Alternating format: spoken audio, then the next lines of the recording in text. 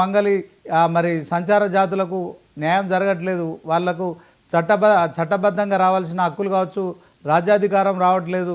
So అదంతా తప్పుల తడకగా ఉంది. సో ఇప్పుడు 42% బీసీ రిజర్వేషన్లు ఇస్తే దీంట్లో బీసీల్లో ఉన్న ఎవరైతే ఆర్థికంగా ఉన్నారో వాళ్ళు మాత్రమే రాజకీయాల్లో లబ్ధి పొందుతారనే ఆరోపణ చేస్తున్నారు. ఏం చెప్తారండి? ముందుగా ఈ డిబేట్లో పాల్గొంటున్నటువంటి అందరికీ నమస్కారాలు. మాధవరెడ్డి గారు చెప్పేదంతా మా వాళ్ళంతా వింటున్నారు, వాళ్ళు కూడా మాట్లాడతారు.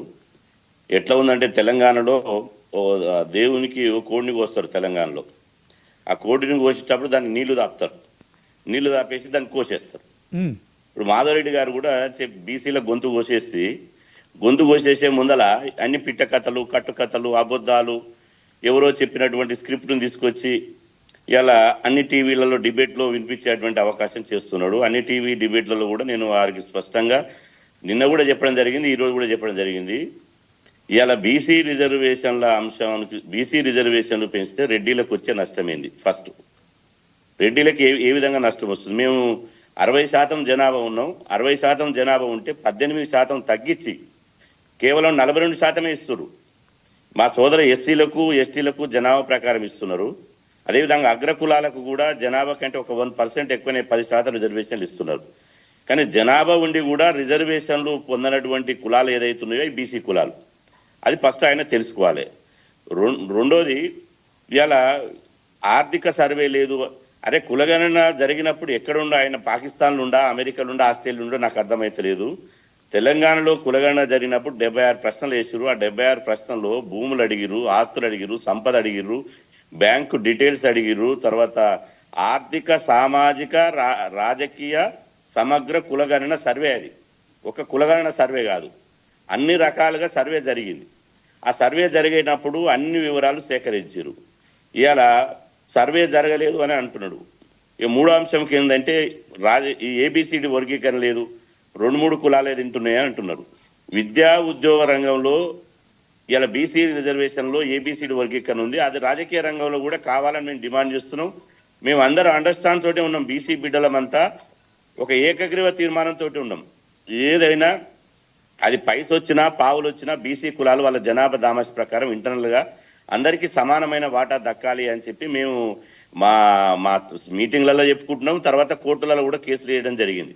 అది ప్రభుత్వం చేయాలి.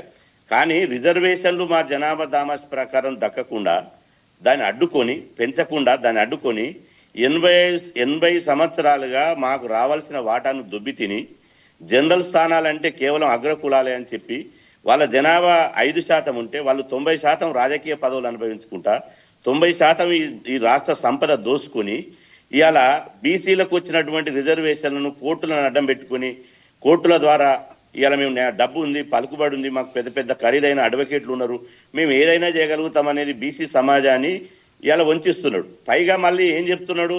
ఇవాళ 300 కాపులు వాళ్ళు ఉన్నారు, వీళ్ళు ఉన్నారు. నేను అంటున్న ఈడబ్ల్యూఎస్ రిజర్వేషన్లు పెట్టారు. ఈడబ్ల్యూఎస్ రిజర్వేషన్లు 10% పెట్టారు కదా, మరి 50% సీలింగ్కి ఇంకా అర్థం ఎక్కడిది? అగ్రకులాలకు రిజర్వేషన్లు పెట్టినప్పుడు మాత్రం ఈడబ్ల్యూఎస్ రిజర్వేషన్లు పెట్టి మాత్రం ఏ ఇంద్రసాని కేసు, ఏ కృష్ణమూర్తి కేసు కనపడదు, ఏ 50% సీలింగ్ కనపడదు. వాళ్ళకు రాత్రి 48 గంటల్లో పార్లమెంట్లో చట్టాలు అవుతాయి. అప్ టు 10% అన్నారు. 10కు 10 అని ఎక్కడనలే ఆ చట్టం చేసినప్పుడు. కానీ తెలంగాణకు వచ్చేసరికి 10% రిజర్వేషన్ అనుభవిస్తారు. ఒక బీసీ బిడ్డకు ఉస్మాన్ యూనివర్సిటీలో 383 మార్కులు వస్తే, 383 ర్యాంక్ వస్తే ఒక బీసీ అమ్మాయికి పీజీలో సీట్ రాలే. అదే అగ్రకులాల అమ్మాయికి 2577 ర్యాంక్ వస్తే ఇవాళ ఉస్మాన్ యూనివర్సిటీలో పీజీ సీట్ వచ్చింది. రిజర్వేషన్ల గురించి వాళ్ళు మాట్లాడతారు. అంటే బీసీల కంటే కటాపు, బీసీ ఎస్సీ ఎస్టీల కంటే కటాపు మార్కుల కంటే తక్కువ వచ్చిన వాళ్ళకి అగ్రకులాలకు ఇవాళ అడ్మిషన్లు వస్తున్నాయి, ఉద్యోగాలు వస్తున్నాయి. ఇవాళ గ్రూప్ 1 ఎగ్జామ్స్ చూసుకుంటే గ్రూప్ 1లో హైయెస్ట్ వాళ్ళు ఉన్నది 9%, వాళ్ళకి ఇప్పుడు 40% వరకు పోస్టులు కొట్టేసారు. అంటే ఇంకా కూడా ఉద్యోగాలలో, తర్వాత రాజకీయంగా ఇవాళ అన్ని పరంగా కొట్టేసి మళ్ళీ నీతి కథలు చెప్తున్నాడు. పైనంగా మేము ఎలక్షన్లు అడ్డుకోవడానికి వీలేదు, సర్పంచ్ల బిల్లులు ఇవ్వాలి. మేము అంటున్నాం ఇవాళ మీరు నిద్రపోయి అంటున్నాం. రెడ్డి జాగృతి మేడ్చల్లో రెడ్డి గర్జన పెట్టారు. ఆ రెడ్డి గర్జనలో మరి మేము బీసీ రిజర్వేషన్ పెంచితే ఒప్పుకోమని ఒక నాయకుడైనా మాట్లాడిండా? ఆ రెడ్డి గర్జనలో తీర్మానం చేసిరా? హైదరాబాద్ రవీంద్ర భారతిలో రెడ్డి మహాసభ పెట్టారు, అందులో తీర్మానం లేదు. మరి కాంగ్రెస్ పార్టీ కామారెడ్డి డిక్లరేషన్ ఇచ్చినప్పుడు 42% రిజర్వేషన్లు ఇచ్చినప్పుడు దీనికి మేము వ్యతిరేకమంటే కాంగ్రెస్ పార్టీకి బీసీలు ఓటేయకపోదురు కదా.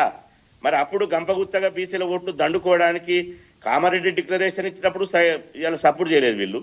అదేవిధంగా కులగణన చేసినప్పుడు సపోర్ట్ చేయలేదు, అసెంబ్లీలో బిల్లు పెట్టినప్పుడు సపోర్ట్ చేయలేదు, ఆర్డినెన్స్ తీసుకొచ్చినప్పుడు సపోర్ట్ చేయలేదు, చట్టం చేసినప్పుడు సపోర్ట్ చేయలేదు.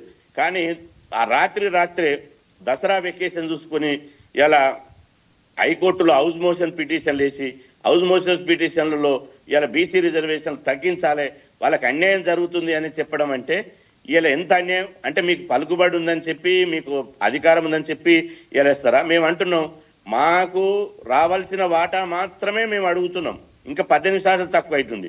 కానీ మీరు స్వాతంత్రం వచ్చిన 80 సంవత్సరాల తర్వాత ఇప్పటికి 24 మంది ముఖ్యమంత్రులు అయితే 14 మంది ముఖ్యమంత్రులు రెడ్డి సామాజిక వర్గానికి సంబంధించిన వాళ్ళు ఉన్నారు, 42 మంది ఎమ్మెల్యేలు రెడ్డి సామాజిక వర్గానికి సంబంధించిన వాళ్ళు ఉన్నారు.